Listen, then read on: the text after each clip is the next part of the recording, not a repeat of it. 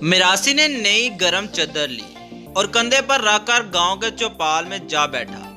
नंबरदार ने चादर देखी तो अपने बेटे की बारात में इस्तेमाल के लिए मांग ली। बारात गांव से निकली तो चादर दूल्हे के कंधे पर थी। बारात को देख के एक शख्स ने पूछा, बारात किंदी है? मिरासी झट से बोला, बारात नंबरदारा दी है ते चादर मेरी है।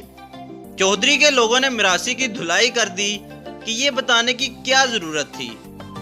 बारात थोड़ी और आगे गई तो सामने आते एक शख्स ने पूछा, बारात किंदी है? मिरासी जल्दी से बोला, बारात नंबरदारा दी है ते चादर भी ओना दी अपनी है।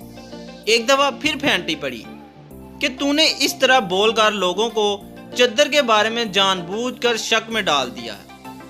अब जो तीसरी मर्तबा रास्ते में फिर किसी ने पूछा कि इतनी शानदार बारात किसकी है, तो मिरासी ने पूरी सलाहियतों को बरोकार लाते हुए जवाब दिया कि बारात तो नंबरदारों की है, लेकिन चादर दा मैनू बिल्कुल भी नहीं पता। मिरासी को फिर मार पड़ी कि इस मामले में आइंदा मुंह खोलने की जरूरत नहीं। बारात फिर चल पड़ी। कुछ दूर जाकर एक बुजुर्ग खड़े थे। इन्होंने पूछा, बारात किंदी है? मिरासी सिसकते हुए बोला, ना मैनू बारात दा पता है ना ही चादर दा।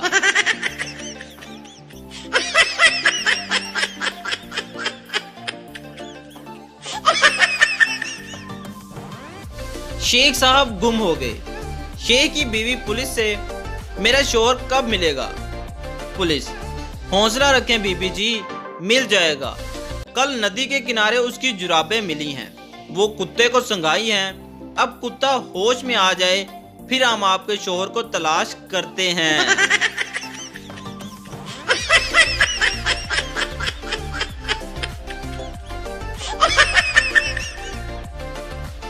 बाप, सच सच बताओ, ये 500 का नोट कहां से लिया? सन, मुझे गली में पड़ा हुआ मिला। अगर आपको यकीन नहीं तो बाहर देख लें, एक आदमी अभी तक ढूंढ रहा है।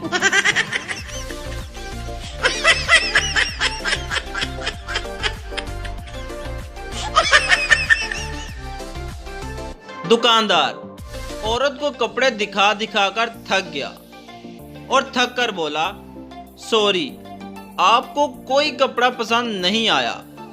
औरत, कोई बात नहीं, मैं वैसे भी सब्जी लेने आई थी।